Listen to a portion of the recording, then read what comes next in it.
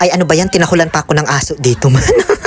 So, ayun na nga mga kanonchalant. Dahil nga sa birthday ng mama mo, mama ng friend ko. O syempre nagpunta ako kahit di man ako imbitado. Tapos sabi niya i-vlog ko pa daw. O di ayan, ikaw mag-video sa akin. Ginusto mo to eh. Wag mo mang i-close up sa akin masyado yung video. Puro maka ko lang yung nakikita ba? Pagdating ko pumasok na ako agad sa bahay nila kahit wala pa namang sinasabi. Tapos hinanap ko na yung mama niya para batiin ng happy birthday. Happy birthday po. Ah, hindi ba siya yung mama mo? At dahil di ko makita yung mismong my birthday, kain na muna ako, saka ko nabatiin man. Nagutom na kasi ako, charot. Hindi, nakita ko na dyan yung mama ni Doms. Nabati ko na rin, kaso naka-off na yung camera. Kaya batiin ko na lang siya ulit dito sa vlog. Happy 60th birthday, Mama Jing. Castañeda? Charot lang, yung reporter pala yun. Grabe, ang dami man nilang handa. O malamang kaya nga ako pumunta, diba? Syempre, yung pangkanin muna yung uunahin kong kainin. Kasi hindi pa ako nagla-lunch. Inantay ko kasi talaga to para gutom ako pagdating at makarami ako, ganun. Okay na siguro to balik na lang ako mamaya kapag kinulang man. Malalaman mong espesyal na bisita ka sa isang handaan. Una, kapag sa may hagdanan kanila pinaupo, ganyan o. Pangalawa, ikaw yung unang inabutan nila ng salad.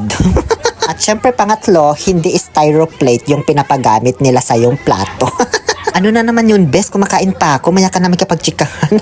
Total, nakipagkwentuhan na rin lang sa akin si Bes habang kumakain ako. Ayun, inutusan ko na lang siyang buksan yung kasavakik na dala ko para man matikman ko din. At nang mabawi-bawi man yung gastos, B. Charot. Oy, pitsura pa lang, nakakatakam na. Oh, pero di ko gawa yan ha. Don Benitos kasi yan.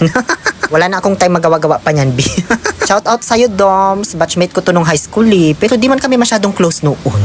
Habang tumatagal ako dito, parami na rin ang parami yung mga bisita. Nahiya man natuloy akong umulit. Uy! Hindi pa naman ako masyadong nabusog. Pero sige, kakapalan ko na yung muka ko. Diba ate? Shout out po sa iyo. Ayan diba? Puro styroplate yung mga ginagamit nila. Ako lang yung bukod tanging platong babasagin. Hindi pala yan babasagin, B. Bali yung pansit lang naman ang binalikan ko dyan kasi natakam ako dun sa dami ng sahog niya kanina habang kumukuha ako. Bawal daw yun kapag natakam ka na sa isang pagkain tapos hindi mo kinain, diba? Unless babanggitin mo yung salitang pwera bungis, ganun. Ano ako buntis? Tama na siguro to, marami pa kasing kakain man. Asan na pala yung cassava cake, Bes? Kanina ko pa inaantay. Ayan, thank you so much. O tama na yan, baka sabihin nila ako lang din kumain nung dala ko. May nagpapa-shoutout pala na follower ko, si Nanay Mersing Soriano. Tama ba yung dinig ko po sa pangalan ninyo? Kasi medyo may pagkabingi ako. Shoutout din po pala sa Junakis niya na si Joey Soriano Altamia. Tama ba? Di ako kasi masyadong matandain sa pangalan man. Habang nagkukwentuhan kami ni Ate Mersing, gusto daw sana niyang magpa-picture. Kaso wala man daw siyang dalang cellphone. Di daw kasi siya naghahawak ng cellphone. Ewan ko lang kung paano niya napapanood yung mga vlog ko ba. Tapos paano siya nakafollow sa akin? Kung di siya pinaghahawak ng cellphone, ibig sabihin wala din siyang Facebook. Ay, iniitchos ako nito ni Mother na follower ko siya. Charot. Ayan pala si Mama Jing yung may hawak ng cake. Akala ko kakantahan sila kaya pinahawak na yung cake. Yung pala, pipicturan lang. Uy, siguro tapos na silang kantahan kanina, nalita ko ng dating. Hindi naman ako masyadong na-bored habang kumakain mag-isa dito. Kahit busy si Dom sa pag-assist ng ibang mga bisita. Kasi, aliw na aliw man ako habang nakikinig sa kwentuhan ng mga ito. Narinig ko nga nung bumulong na yung isa, sabi niya, mayroon akong nakitang graham doon sa rep, hindi nila nilabas.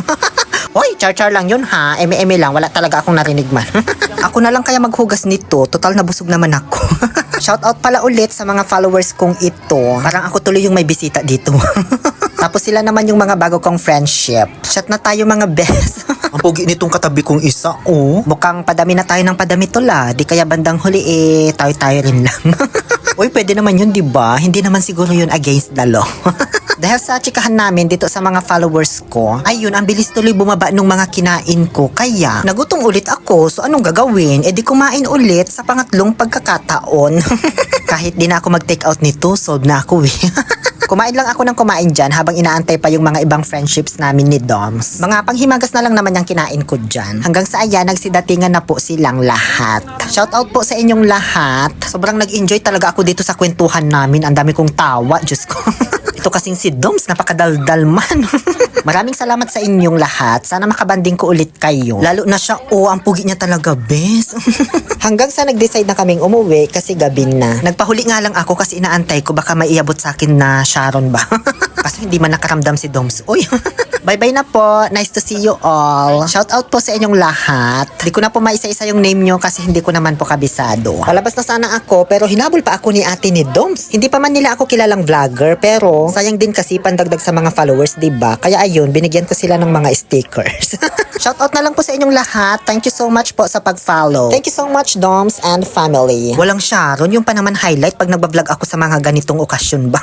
Till next time po, muli ito po ang inyong Lonely Pill Oliver Castro na nagsasabing, yes to toxicity, let's make people unhappy. O siya, sige na at maghahanap ako ng imbornal na pwedeng pasukan ba?